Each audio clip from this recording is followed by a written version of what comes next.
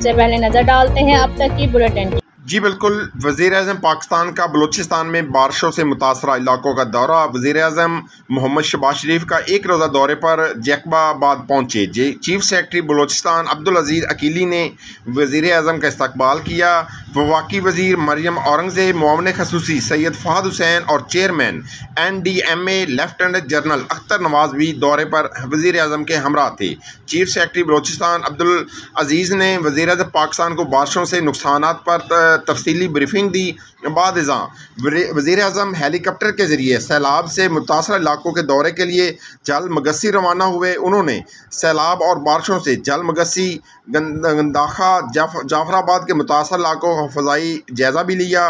रुकने कौमी assembly Nawabzada Khalid Magsi, senator Abdul Ghafoor Hydari, वज़ीर हौसिंग मौलाना अब्दुल वासे, वज़ीर मुमलकत पावर मोहम्मद हाशम नौतजी भी वज़ीर के साथ दौरे पर थे।